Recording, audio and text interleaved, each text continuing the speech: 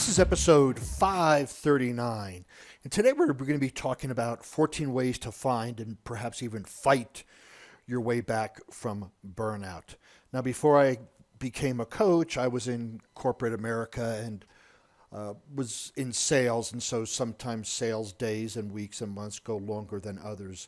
And I faced burned out, the almost burned out several times. And, preventing burnout protects your overall health and your career. However, if the way you work changed radically over the past year, your old defenses might not be enough. So, how do you know if you're burned out? How do you know if you're approaching that burnout? And it's not gender specific, but I have a better affinity towards guys because we all kind of men think one way. But these things are applicable to both male and female. And some of the most common sides include, depression, irritability, lack of motivation, even lack of social engagement, distractions. There's so many things, and you know it. At least I knew I was approaching it, and I just didn't want to face it. One, I really didn't have anybody to talk to, like a coach, hint, hint, or just was able to understand how to come back from it. And so, you feel tired and, unable to control your circumstances and sometimes even unable to control your emotions. Your physical health can be affected as well, putting you at an increased risk of heart condition, diabetes, obesity, other things. And this is all from burnout if you stay in that burnout for a period of time. So, if you're feeling down and your productivity has dropped, don't worry, you can recover. This is what coaching is here for. This is what employee assistant programs are there for. So there are ways to come back from that. And so I'm going to go through 14 ways, strategies, tactics that you can use for bouncing back from burnout. The first is evaluate your expectations. Burnout is often caused by pushing yourself too hard and too long. Look at your to-do list and see what you can either eliminate or delegate, right? Focus on your top priorities. What is important here also is establishing boundaries. If people come to you and assign project after project after project and you say yes, yes, yes, well, you're responsible for everything on your plate. I coach a lot of business people and they go, well, I got so much on my plate. Well, you're responsible for everything you put on your plate. Think of this as a buffet line. You're going through it, you're putting stuff on your plate, putting stuff. So you need to own that you have put too much on your plate, and you need to realize that it's okay to say no to things. And so, your expectations of yourself, I can get it done, I can get it done. Maybe you want to reevaluate those. Number two, set goals. So here we are again, personal goals, work goals. So working towards something you want to achieve provides instant inspiration. Break long-term objectives down into daily, weekly targets so you can keep building that momentum. So if you're given a big project, there's these milestones you need to hit and other things. But sometimes our to-do list is just filled of these projects that keep going on forever and ever. And if you just break it down, so if you have a project that needs to be done at the end of the week, what goal can you get done today? And just set these smaller goals and get those accomplished, and that will give you the satisfaction of accomplishment. Limit your distractions. Oh my gosh, right? Burnout makes it difficult to concentrate. You're kind of all over the place. Create a quiet space where you can work at the office or at home. Turn off your phone. Stay away from websites and apps where you tend to lose track of time. Because here's the thing is when we get burned out, we don't want to do what we're doing, so we distract ourselves. But by distracting ourselves, we fall behind on the task we're supposed to do, so we get more burned out. So this is where, what I suggest with clients is when you're going to go into a project, you turn off your phone, you turn off your email, you turn off everything and focus for either 20 minutes or an hour, the Pareto Pareto method works very, very well here, but you need to limit your distractions. Number four, find some allies. Do you feel isolated or have more conflicts with your coworkers? Burnout can take a toll on your relationships, both socially and professionally. Participate in social activities at work. Yes, if there's a after hours softball game, a basketball game, or some sort of just a informal get together, participate. And then if you feel safe, talk with your boss or your superiors or a trusted colleague about what you're going through. But with these allies, the more we get engaged with our coworkers, the more we can confide in them, and the more we're going to be feeling less burned out. Number five, have some fun. Yeah, this is easy, right? When you're burned out, how do I have fun? Well, brighten up your workday. Join the party planning committee. Pass along funny jokes, or just have some fun. And I forgot. I think it was Sean Akers that talked about. He wrote The Happiness Advantage, that there were people who would watch silly cat videos during the day, and they would take a break and they would watch them and laugh, and they were more productive than those individuals that weren't allowed to see any of it. Now, we have to be careful that we don't take these things to extremes, right?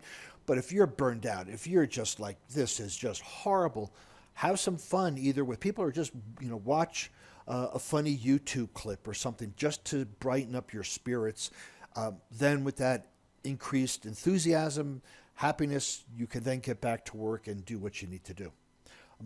The other thing is pace yourself, right? These are, how many hours are you working a week? Take a look at that, right? Research shows that excess overtime lowers your performance. You're more likely to succeed with a 35 to 40 hour week, and maybe even less, right? So you need to be able to pace yourself. I look at these as not a marathon, because a marathon you go on for hours, hours, hours. But I look at these as sprints, right? So you do a sprint for 8 hours today, and then you rest. And then you do a sprint tomorrow for 8 hours and rest.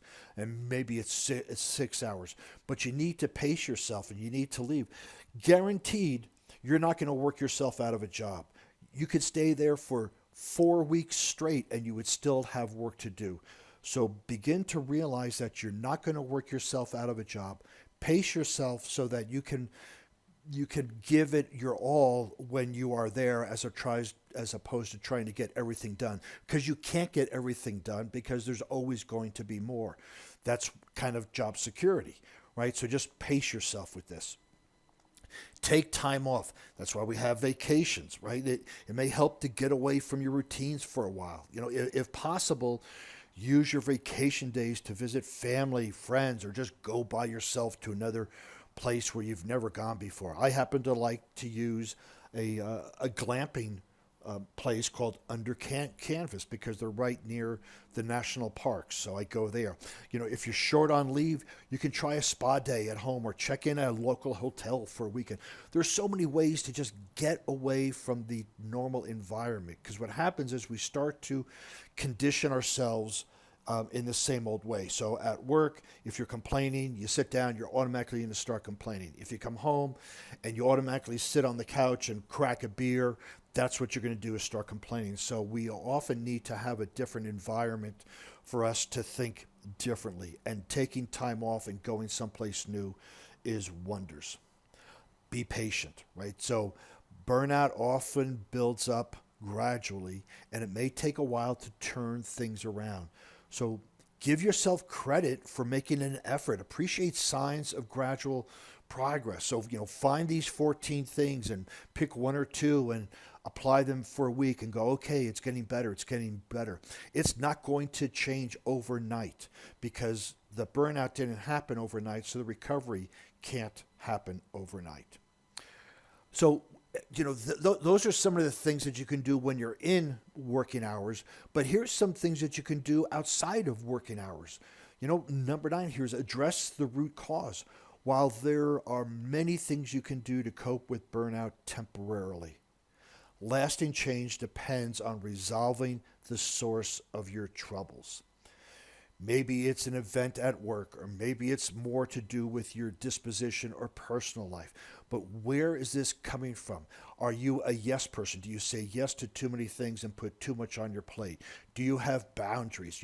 What is the root cause of the burnout? Have you found lack of meaning in the work you do? And so you just kind of go through the motions. This is where when you investigate where is this coming from, you're going to be able to help resolve that.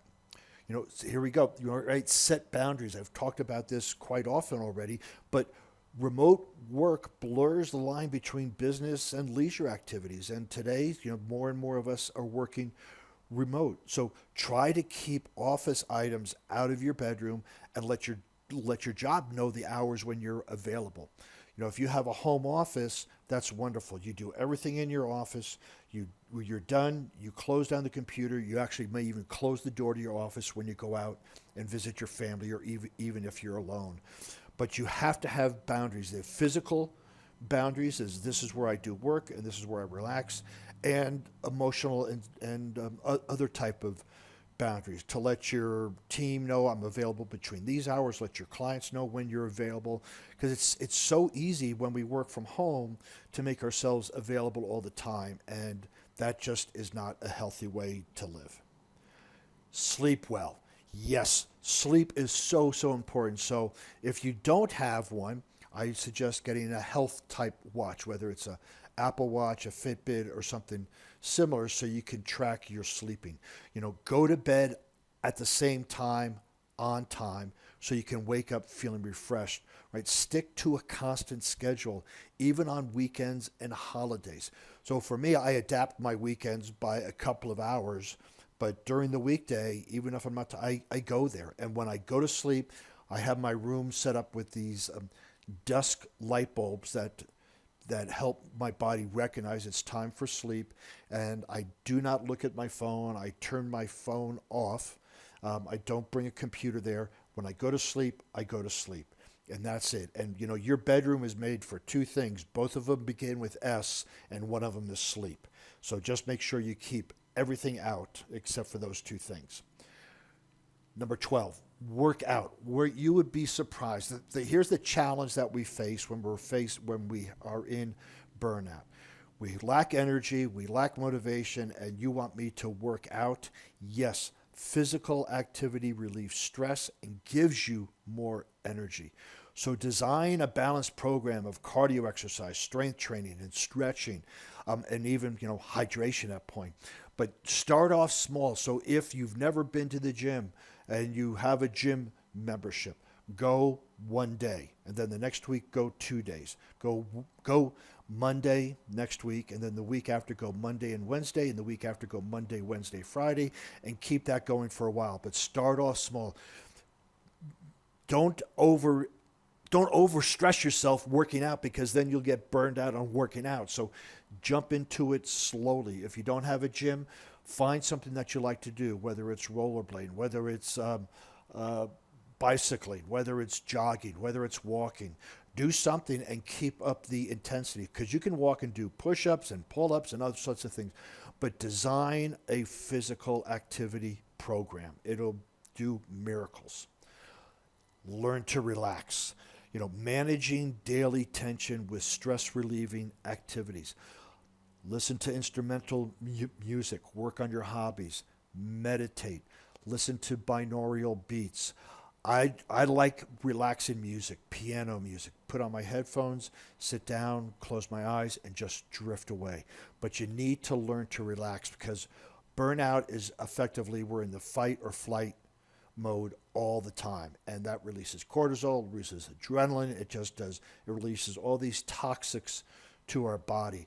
So we need to learn to relax and learn, and that's the key, because most of us don't know how to relax. We think watching TV is relaxing when it's not, because we're still being stimulated by our eyes and our sound and our ears. So learn to relax. And then finally, if all of this, if it just seems so overwhelming, consider counseling, consider coaching, consider therapy. If your burnout symptoms persist, you may benefit from working with a professional. And there's a lot of places you can find professional therapists and counselors. And if you work for a corporation, they may even have an employee assistant program that provides this. If you don't, depending on what the burnout is, a coach can help you like me or somebody else. But consider getting professional assistance if it's just too daunting. It will pay in dividends. So burnout can seem overwhelming when we're right in the middle of it, right when we're right up to our neck in it. But you probably have more options than you think. And I hope some of these were revealed today. Change your daily habits. Ask others for help if you're struggling. Take constructive action will help you to regain your balance and increase your job satisfaction.